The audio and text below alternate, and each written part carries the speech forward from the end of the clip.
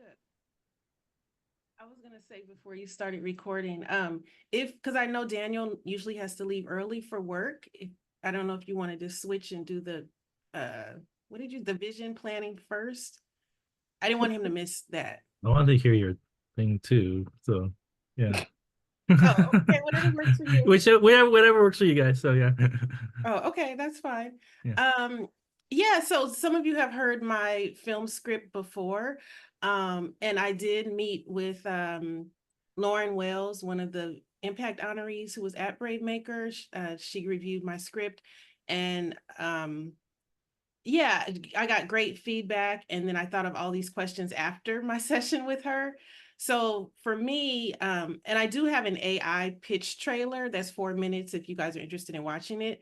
But my issue with the film is um, I don't want it to be predictable, but the plot is predictable and it has familiar tropes of a teacher who's trying to take on a bureaucratic system. And so I was trying to make my film different because there are many comps like that, which comps are fine, but I didn't want to have that typical teacher story. So there's comps like Mr. Holland's Opus, Dead Poets Society, Lean on Me, School of Rock, Cool. Stand and Deliver. Those are great, but that's Yeah. not the intention that I want for my film, but the script is not showing that. And then I did change the ending since I last met with Lauren. So now I have the superintendent coming in at the end. And then I also included the teacher's wife to try to give more depth and make it show his personal life more. So yeah, I just wanted to know like if you guys want to see the pitch, that's fine. And then also just your thoughts about um veering from comps because I really don't want comps. I want my story to be different. So anyone have thoughts on how to do that? Yeah, I do. So I used to live with writers. So one thing Oh, okay. one thing my housemate used to say was if it's feeling like a comps, at first lean into those comps all the way, like vomit it out. Okay. But once you have them all down, it's easy to go back and try and like break the rules. I think I'm paraphrasing. Lay down all the rules first, so then you know how to break them. I think that's what he said. Like if you're feeling those comps and they're coming out naturally, let them come out. And then once it's all there, it's like Lego. All your Lego pieces are there. Then you know where to like you know what to take out, what to remember. That's kind of what I remember. Uh, like he said and other folks have said, I think it's okay to have comps if you're feeling them, but um you know once you have them out, change them. So yeah. That's helpful because I Yeah, never thought about just vomiting it all out yeah, with the comps. So, and then breaking the rules. So thank yeah, you. yeah. I would love to hear your pitch because I don't actually think I know about this film. Oh, okay. So it's about a third grade teacher who gets in trouble for taking his students out to afternoon recess. So it's called Mr. Advocate. And he has issues with the principal who's very authoritative. He has an ally at the school who is the security guard at the school who supports him. And then there's his student Elliot, who's the voice of reason in the story, and he's a child that's inquisitive and can see through like the BS. And um yeah, and then the superintendent that I've now added comes in at the end, and she is actually her mother was actually the teacher's teacher. Nathan is the teacher. So Nathan's teacher when he was a first grader is the superintendent's mother. So I added that plot twist to make it interesting. I don't know. um yeah, that that's pretty much it.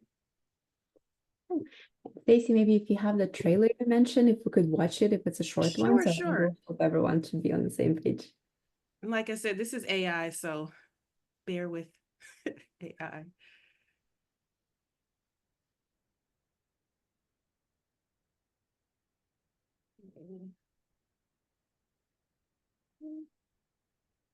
Complex dynamics between educators, administrators. Mr. Advocate is a poignant short film that delves into the heart of the American education system, exploring the complex dynamics between educators, administrators, and the students they serve. Set against the backdrop of a contemporary urban elementary school, the story unfolds amidst the mounting pressures of standardized testing and the challenges faced by educators in balancing academic performance with the holistic well-being of their students. At the center of this narrative is Nathan Edwards, a passionate and idealistic first-year teacher who firmly believes in the transformative power of play and child-centered learning. His conviction is met with resistance from Mr. Harris, the school's young and ambitious principal, who prioritizes test scores and school rankings above all else, his nervous laughter hinting at the weight of the expectations placed upon him. Navigating this complex landscape alongside Nathan is Taylor, the school's wise and supportive security guard, who serves as a confidant and ally in Nathan's quest to champion the needs of his students, particularly the bright and outspoken Elliot. The story takes flight when Nathan, driven by his unwavering belief in the importance of unstructured play, decides to take his students outside for an impromptu afternoon recess, setting in motion a chain of events that will test his resolve and challenge the status quo. As Nathan continues to advocate for his students' right to play, he finds himself at odds with Mr. Harris, whose rigid adherence to rules and test preparation threatens to stifle the very essence of childhood. The conflict between Nathan and Mr. Harris serves as a microcosm for the larger debates surrounding the role of education in shaping the lives of young minds, with each man representing a different philosophy on what it means to truly nurture and develop a child's potential. As the story unfolds, we witness the profound impact of Nathan's actions on his students, particularly Elliot, who emerges as a vocal advocate for the power of play. Through their shared experiences on the playground, Nathan and Elliot forge a bond that transcends the traditional teacher-student relationship, highlighting the transformative nature of human connection. Meanwhile, Mr. Harris's own inner turmoil comes to light, as glimpses of his personal life reveal the toll his unyielding approach to education has taken on his own well-being. His contemplation of therapy suggests a deeper struggle beneath the surface, adding a layer of complexity to his character and the choices he makes. The narrative reaches a climax when Nathan, emboldened by his convictions, takes his class outside for recess once more, risking his job and reputation in the process. The arrival of Dr. Roberts, a district superintendent, brings with it a startling revelation. She is the daughter of Mrs. Calhoun, the very teacher who inspired Nathan's passion for education all those years ago. Through its exploration of the importance of play in child development, the pressures of standardized testing, and the lasting impact of childhood experiences, Mr. Advocate strikes a chord with audiences who have navigated the education system themselves or have watched their children do so. It is a story that will resonate with educators, parents, and anyone who has ever questioned the status quo in pursuit of a higher purpose. In the vein of films like Dead Poets Society and Mr. Holland's Opus, Mr. Advocate shines a light on the unsung heroes of the classroom, those who dare to challenge convention in the name of their students' well-being. It is a testament to the power of passion, perseverance, and the enduring impact of a single teacher who refuses to give up on the potential of every child. As the story draws to a close, we are left with a sense of hope and possibility. A reminder that change is possible when we have the courage to stand up for what we believe in. Mr. Advocate is more than just a story about education. It is a rallying cry for anyone who has ever dared to dream of a better world, one recess at a time. This was great, Stacey. So powerful and good AI. I have to say that it's I actually was gonna say really that's good. pretty effective. That's pretty amazing, man. But I don't want an uplifting, inspiring tone, which that might sound bad, but I want it to be, yeah, I don't want it to be hopeful. Oh, what do you want it to be? Sorry. I want the tone to be grief. Eve. Yeah, because this is not, it wouldn't be realistic if it was inspiring. Mm. Sorry, one I used to be a suggestion- teacher, so go ahead. Yeah, one suggestion I have is for this superintendent who comes in at the end. It's a really powerful change because we do need some mentor figure, like on a hero's journey of all the classic struggles, wills. There's always this mentor and supporter character. But what if she comes in sooner than third act or towards the end of the story? So that way, you could show the struggles that they have both to face, and they really go through them together. So she becomes his ally and she takes him through possible solutions. So she educates him about her own experience and how she inspired even Mr. Harris to be this, also Nathan to be an advocate. And also they could face those challenges together and fail. Maybe in some cases, that's how you'll show pain, emotional downfall, so that it's all real. There's some requirements from the school. There's also maybe some policies that have been launched, like, oh, you cannot do this, or you cannot go and explore new things. We have, let's say, metrics to meet or numbers to hit by the end of the quarter, like everyone's about budgets. So that way they both struggle together, but she's still stronger and more experienced, so she helps him to overcome. And by the end, it's still a bit sad, but they achieve results, but it doesn't come easy. It doesn't come that she just solves all his problems, but more of an arc that she becomes his ally, and then together they face those issues day by day. Thank you so much. I like that. Stacey, have you seen I'm throwing out two examples right now. Have you seen like Half Nelson or The Class? No, I've never heard of either one. Those are yeah, they're education-based films, but they definitely do not carry, they're definitely not Mr. Holland's opus. They're, while they're not like, I was gonna say they're not depressing films, but I'm like, no, they are kind of depressing. Well, they have like a kind of a more downer tone, rather than like uplifting. They do kind of take a look at like education in a very different light. Like The Class, it's a French film, like that in general, like tries to take a very really realistic look at education. And it's one of those films like, ooh, this might be the time where they're getting emotional. They reach like epiphany. Oh no, it's not. It's just kind of real life. So I'm not sure which tone you're trying to get to go for, but again, it's sometimes good to kind of look at how other films take the approach, and let me figure out, oh, okay, maybe I can take this, So The Class, yeah, The Class, and Half Nelson. Yeah. So yeah. Thank you so much. I will check those out. Yeah, no problem. I have a question. What about the film is like grief? Is it because it's like so hard to make a change in the school system? Yeah, well, two things. So Nathan is a career changer. He's in his 50s, coming from corporate America. So it's grief that this new job in the teaching profession is not what he expected. And then also the principal is recently divorced. So in the script, we see him looking at his wedding picture, and then he has an appointment for therapy. So it's the grief of his divorce. Okay. Yeah. That makes a lot of sense, because I definitely did get a lot of like inspiration from the AI one, as far as like all of the themes that you hit, and I was like, oh, I'm so excited to watch this.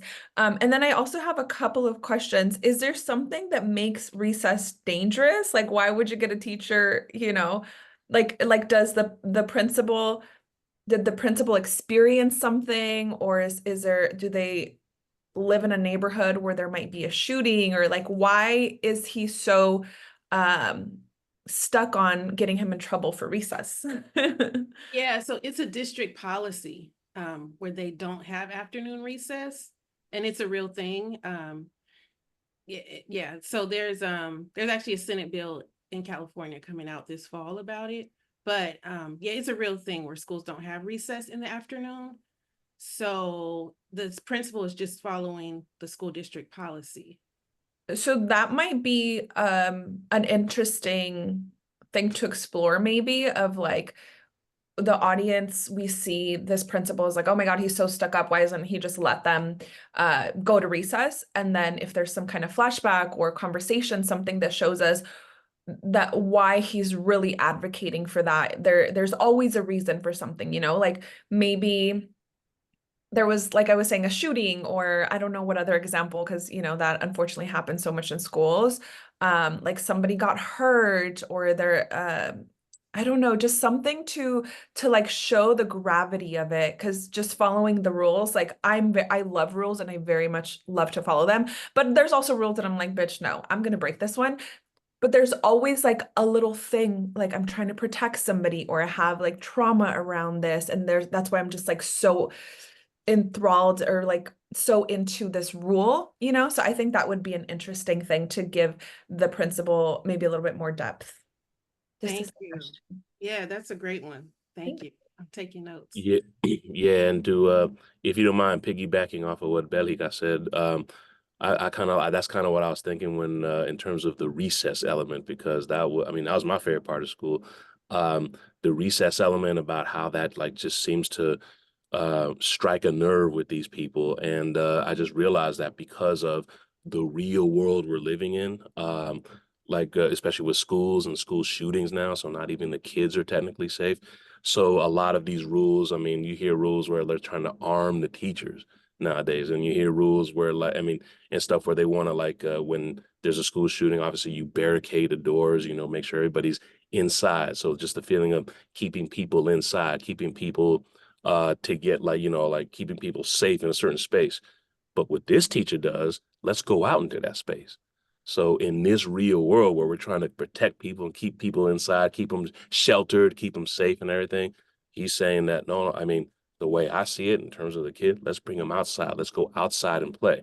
And in this real world, maybe that strikes a nerve with his people. What are you doing? It puts these kids in danger with all that stuff. So, and maybe in terms of the flashback, maybe the principal lost somebody in like a school shooting or a drive-by in a recess or an outdoor type of They thing. were shot when they were like 8 or something, Yeah, exactly. When I was a kid, exactly. Something that happened outside at a recess at a school. It could, there's school shootings, unfortunately, but before that, there were drive-bys. Those still happen and everything. So, yeah, and I just striking on that chord, because what I was thinking about, hope and inspiration is the optimist side, and grief and depression is the pessimist side. What's right smack dab in the middle is the word real. What's real? What's really going on in the real world? Because in the real world there can be a little bit of both, but it depends on, like, again, the chord you're trying to strike, Stacy. Because I'm really digging what I saw here, and so and digging these feedbacks that you're saying. So I guess my feedback is I drew hope and inspiration from the AI, but I know that's not the chord you're trying to do, which is more grief and depression. So maybe right in the middle, just strike what's real. Mm-hmm. Got it. Thank I you was- so much. I'm going to pay back. Yeah, So yeah. Belliga and Arturo pretty much said it all. I think we don't like to hurt our characters, but sometimes that's what brings the most conflict. And from what it sounds like, I think thinking about what's the worst thing that can happen if you let kids out. And the realistic part, like Arturo said, is there is that thing about school shootings. Like for me, like I remember being like when Columbine happened and they started introducing like drills. Yeah. Like every few weeks we would have intruder drills and us getting under desks, and it just became at first it was like, what the hell, are we doing this now? And then it becomes normalized, and then it's just like, wow, we're really doing this now. And I think it's a good idea that both of them mentioned, like maybe something happened to the principal, that he's like, he may seem like a hard ass and like, oh my gosh, this is the antagonist, but then he has this, when you get to the core of his character, this is what happened to him, maybe when he was a young teacher, and maybe he was trying to save a student or something, but he couldn't. The core of his goal is he is trying to protect his students. And then I think that is a great element to kind of bring some depth to character too. It's his Thanos moment. I think it's his Thanos moment. So yeah. And Yeah, also, actually. Oh yeah, just real quick. That was the last thing I forgot to say, which was what makes the best part is that if the audience can actually relate to both plights. Like I know the teacher's trying to do things with the kids, and you obviously want to see that happen. But if people actually understand where they're coming from, because a lot like the original Black Panther, people actually understood where Killmonger was coming from. So even though he was clearly the villain, they still kind of, like I kind of see where he's coming from. So if you can get to the point where I can see where both parties are coming from, then it's like, okay, let's see how the story plays out. So yeah. Yeah. And if we don't want to go into the school shooting theme, which could be overused in media, although it's a reality, it could be something that a kid got kidnapped during a recess, or let's say a kid ran into traffic and was killed by a car. And then his wife, Harris's wife, left him because of that. She's like, well, because you always want to play, that's what happens. And so that brings those two dramatic elements together. Is like his personal relation, he lost his wife because of his actions. So now he's super strict about any freedom in that way. I was a teacher back in college, teaching 5th grade students how to make videos. And I wanted to try everything. And then the one thing they wouldn't let me do was taking them on a field trip. Because of all the risks involved and all permissions things. And so there are a lot of things that I think I don't have kids, I was just there to teach kids, but there are a lot of things parents will, teachers are concerned about, and like it's understandable, but and at the same time, as an educator, you're like, this will be an enriching experience too, for kids and stuff. So I think there's a good kind of push and pull element to whichever conflict you bring into there. So when it comes to like kids, teachers, parents, and all that. So yeah. All right, cool. We're kind of at a time, so anyone wants to add more final thoughts, final reflections, and ideas for Stacey's film? Can I just say something, Stacy? I liked Olga's advice about the superintendent sort of being the guide, and I think to find the tone you're looking for, this sort of like defeat that this teacher is going to find against this big district, perhaps she could tell him how she tried to do something like he's doing in her past and it didn't work out, but maybe she's found a way to get some measure of success even within the system. And perhaps this grief is going to be him finding out how difficult creating some change is really going to be, and that it's actually a long haul challenge that he signed himself up for, not as simple as just making a different decision on day one. And so maybe that could help you find that balance of realism of tone where he sort of has to come to terms with how he has to find a way to exist within the district if he wants to bring positive change for his children. And maybe he can find that, but it's just such a challenge that it's not this walk in the park he thought it would be. Ooh, I like that. That's good. Thank you, guys. Thank you. Yeah, all the magic that happens in a group like this. Thanks, everyone. All right, and then we have about 28 minutes. And Daniel, do you have to drop, or can you stay with us till the end? So I gotta bounce. So, but please let me know about the vision board Will do. later. So Okay, yeah, we'll cool. be Thanks. recording this, Thanks. so yeah, we'll have a Cool, link. cool. Oh, All right, go have ahead. a good one. Oh, would you say? Oh, yeah, the link. Okay. Great Okay. job, Stacy. Thank you, Stacy. Thank Yeah. you. Bye. Bye. Bye. All right. Yeah, and then for this session specifically, we don't have as much time to do the whole thing, but we could start and then finish it off as a homework, as a solution, as one option.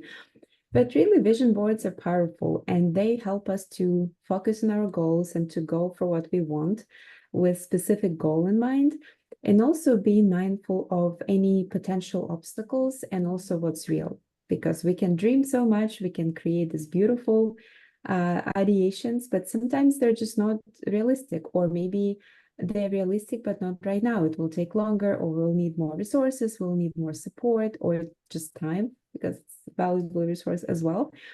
And so the purpose of this exercise is to kind of reflect internally on what we would like to achieve by using a SMART technique. And SMART is a common abbreviation that's used in corporate world everywhere. It stands for simple, right? So it has to make sense, measurable. So then it's not just something like, oh, I will create the most amazing script in my life, but really like how amazing it would be, how long and what genre and so on. Achievable for A. So that means you can do it and in realistic timeline. Also relevant. So it's something that aligns with the big vision, something that actually adds up to the big picture that we want to create. And T is for time bound. Again, it's super important to measure and also set up some deadlines for this goal to be achieved. So we don't want to say, I will write, produce 5 films by when. If you want to produce 5 films this year, great. But if not, when that will happen. Maybe it's easier to break it down into smaller pieces to say 1 film in 6 months, or I want to write 2 scripts by the end of the year. So there's always this timeline when it will be achieved. So that will be measured as success. And this abbreviation is really powerful when it comes to thinking of what we want to do and how we want to go there, because there's just so many distractions and so many ways to get carried away and think about all these things we could do instead of actually doing. And scheduling and really prioritization is extremely important.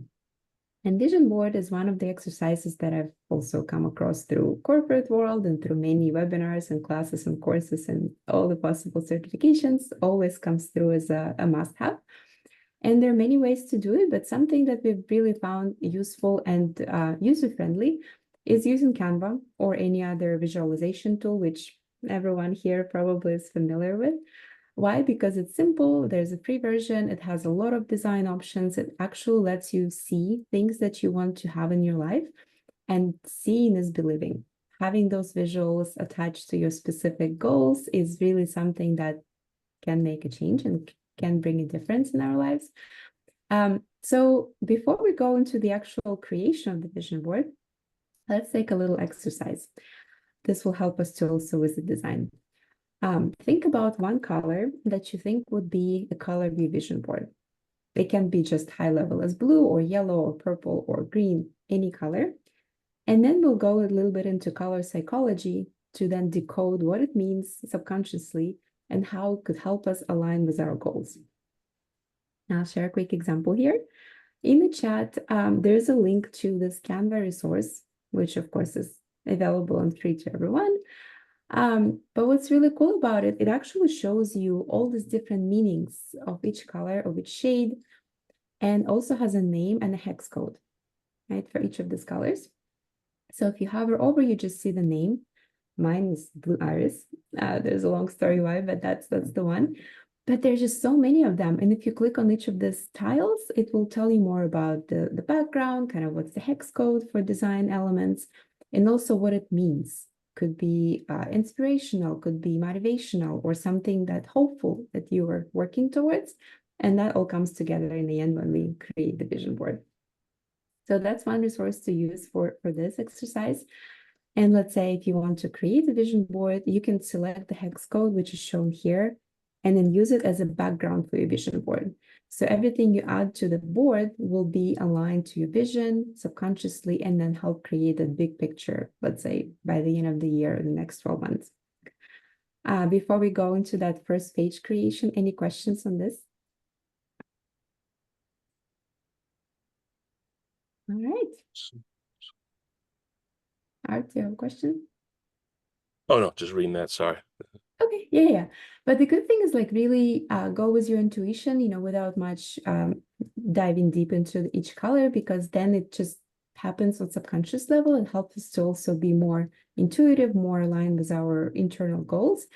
And then let's say you have one specific hex code from any of these tiles. And then in Canva, we can set it as a background color of the presentation itself. And then of course, go with all of the beautiful goals that we want to achieve.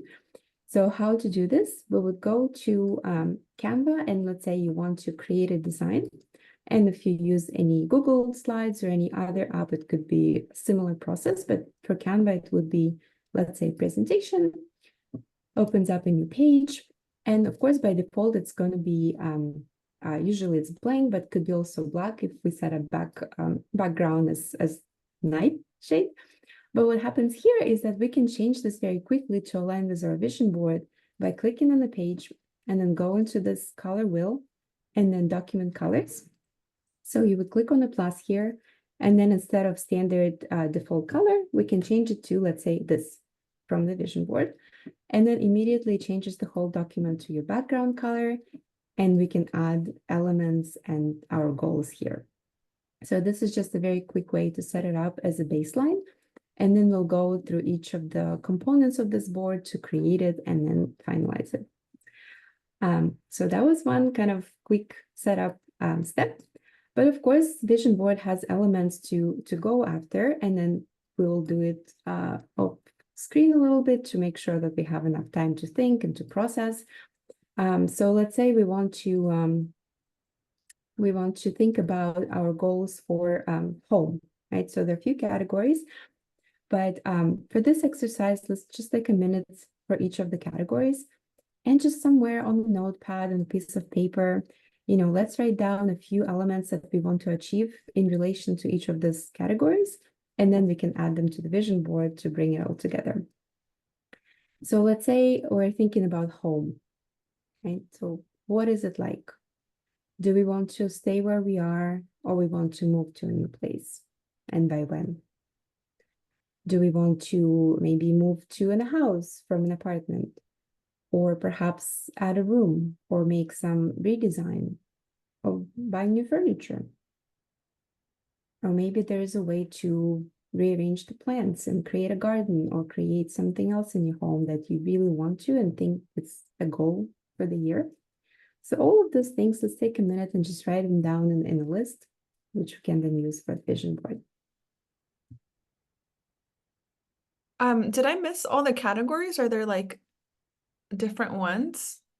There are different ones, but we can go through one by one, or here is the list. We'll put it in the chat as well, of the categories that usually are included in the vision board.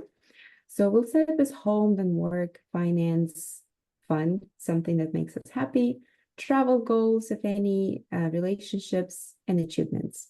Those would be measurable, of course, and time-bound. But for each of this, it's really important to think about specifics. So we don't just say, oh, I want to have a comfortable life, or I want to have happy relationships, like specifically with home, and in what capacity, or any changes to those relationships. So those things are really important. But yeah, since we're starting with home, so that would be also like all of those changes that could happen, or moves, or just updates to our home where we are. Let's take a few more seconds there, and then we go into work.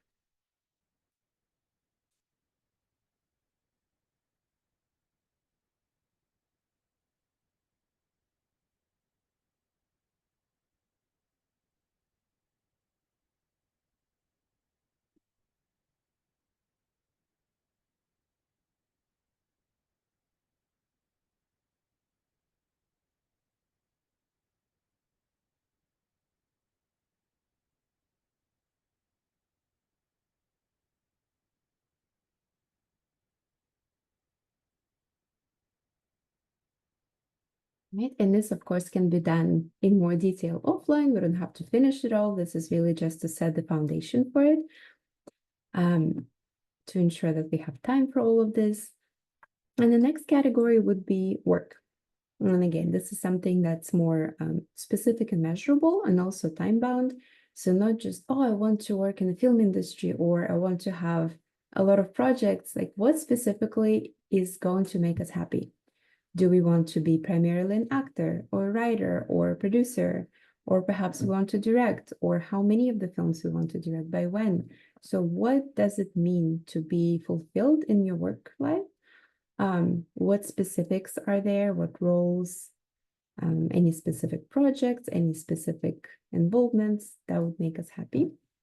All of those examples go on the board, so that we can really be inspired.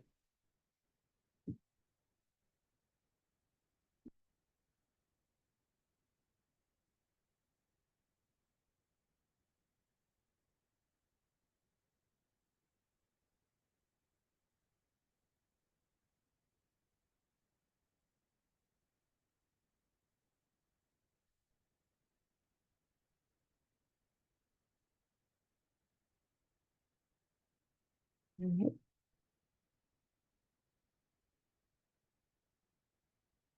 Isn't it difficult when you want to be specific? Like you think, oh, I know what I want, but then when you get to it, it's a little bit more challenging.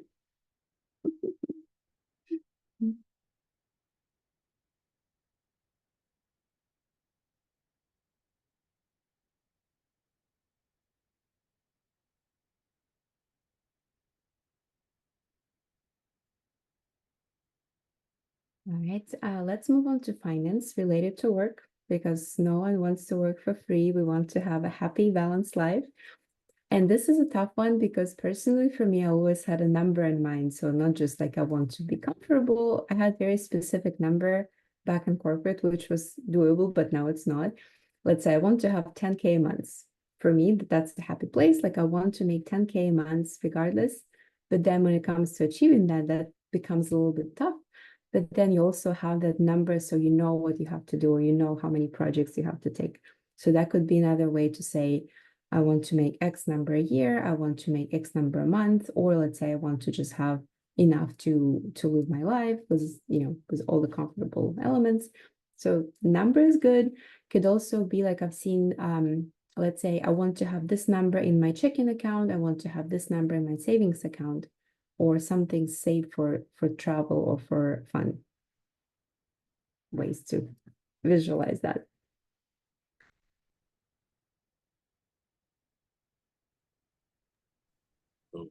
Oh, Olga, can I ask you something?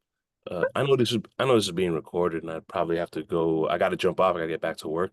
But since it's being recorded, would it be possible to get this? Because I want to continue doing this. And Absolutely. Yeah. yeah. I think Tony might have a link. So when he's back, it's on the cloud. So I am putting it on the Oh, cloud. okay. But Great. if I see it, I will send it. If not, he will do it. Okay, great. Thank you so much. Thank you guys, everybody. Good to see you. Yeah. Best. See you. Later. Yeah. All right. All right. And then we have a fun category, which is a fun to do. This could also be anything that you want to go, a concert, museum exhibition, something that you want to buy, something that you want to experience, maybe a new project that you want to invest in, anything that's fun that makes you happy, and measurable. So how fun is this fun?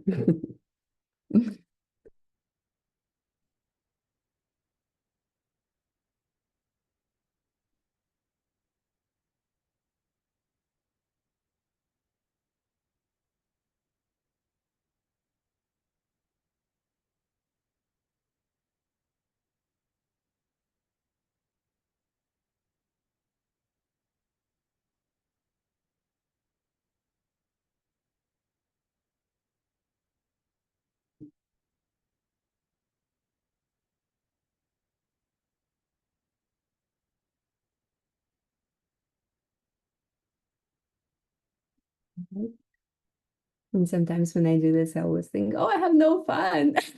There's nothing that comes to mind. But if you have fun, I'm happy for you. It's all about personal goals. And the next one we have travel. So it could also Making movies is fun. Yes, Kelly, it's so true. I love it. Going on set is fun. Right. What set? By when? How many? That's all part of smart. That's true. Right. But yeah, definitely anything that makes us happy, fulfilled, that sounds like fun, that goes in here. Yeah, and then we have travel also. Could be a weekend trip, could be out of state, out of country, anywhere, for how long, for a few hours, for a day, for a week, for a month. Any specific plans that you can do, let's say by the end of the year. Yes, Stacey, I hear you. That's fun is a tough one, isn't it? Yeah, let's see, travel. So anything that comes to mind, it can change, of course, but just in general, let's say by the end of the year, I want to go to Canada, or I want to go to see my aunt and then, somewhere else. So anything counts. And then relationships, also fun and interesting and difficult and complicated. So anything, let's say I want to deepen my relationship with X person, I want to I want to meet someone, I want to go to the next level, or I want to repair a relationship, let's say with long distance relatives. Anything like this would count. Also, it has to be measurable and time bound. Let's say by the end of the year, I want to reconcile and I want to do these things, and I want to have a coffee with someone I haven't had a coffee in 10 years. So all those things could count. And I'm doing it too because a lot of things changed since January.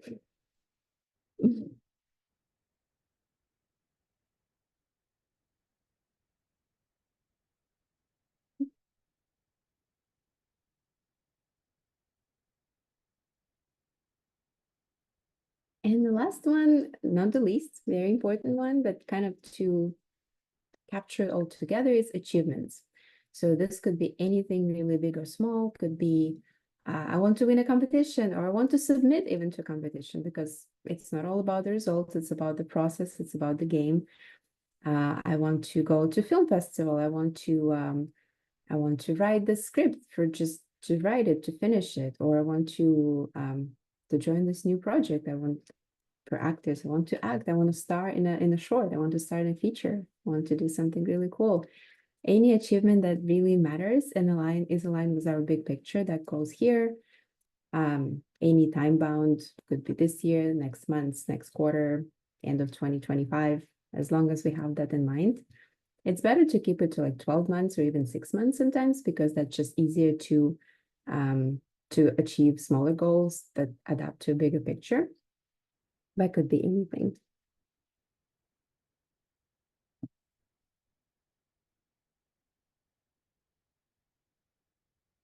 Right, and yeah, this list really is just for all of us to have. No one has to share unless someone wants to. No one has to make it public. It's really for us as a tool to use to work on our goals and to move towards our happy endings and happy beginnings, which is important. This is really kind of the content phase of the vision board. But then because it's a vision board, it has to have visuals, it has to have pictures, it has to have images, right? So something that we all can add to the board we created in Canva or any other tool.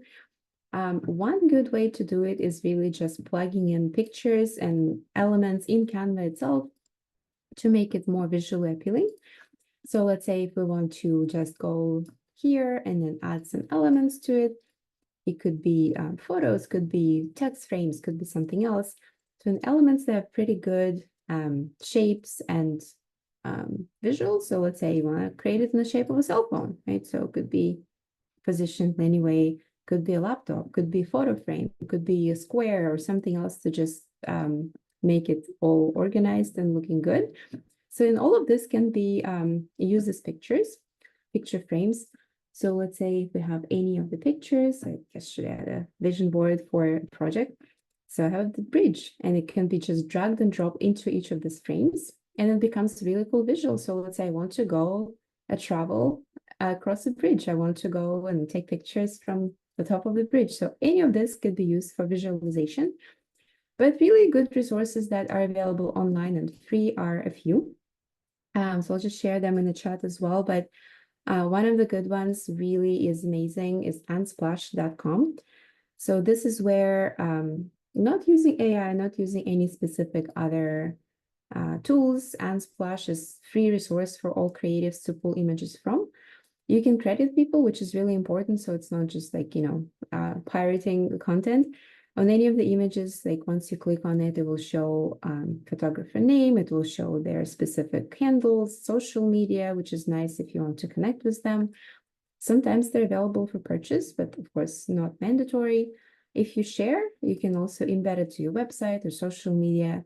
You can get info like about the person and download for free. This is where you would see the shout outs and their credentials. So super easy and fair use for Unsplash. And of course, it's searchable. So let's say you want to look for a specific image, like I want a bridge, or I want to, ocean, beach, anything like that. It would just come up with good results and then be possible to download and use in your work.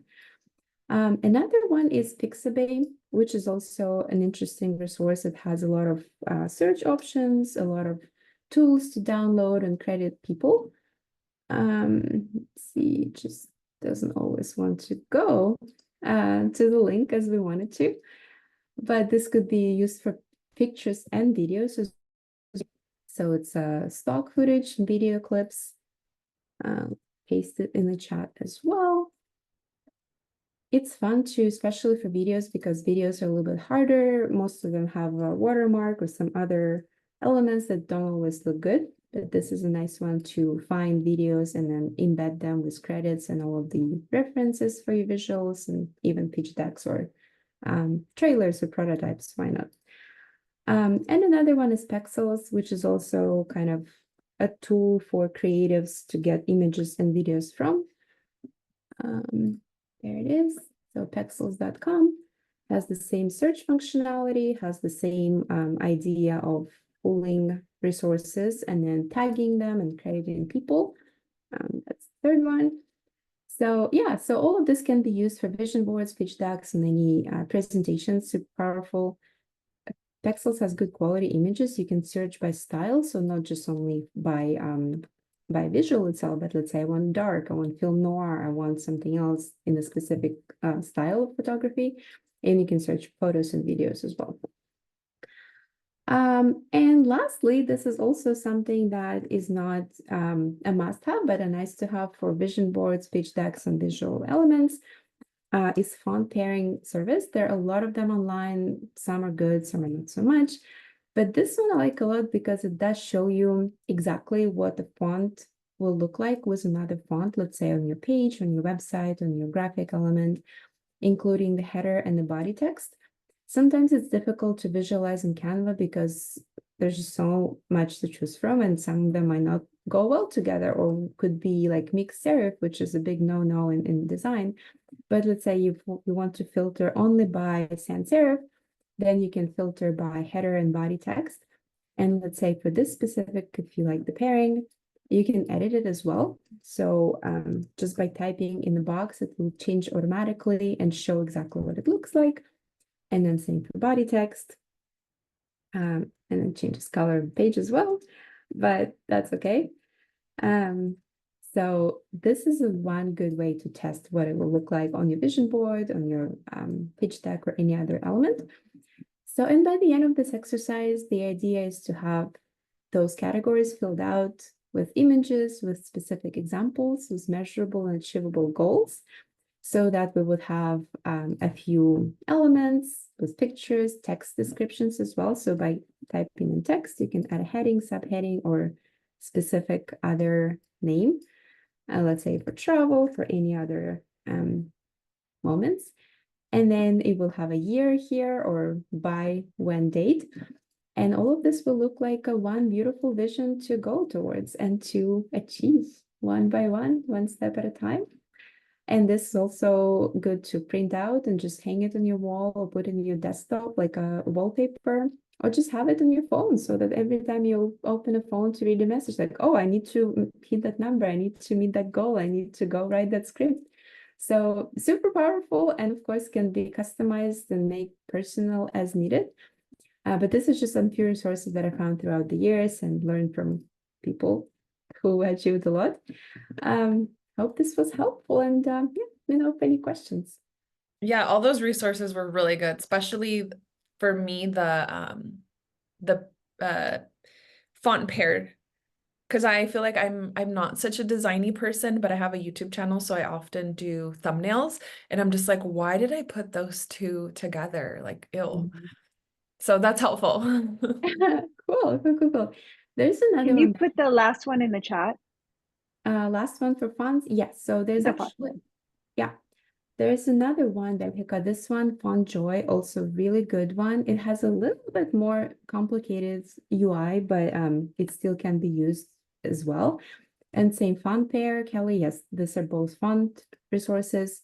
Really cool ones. Takes a little bit of time to practice, but really powerful. And then you can just practice until the end of eternity.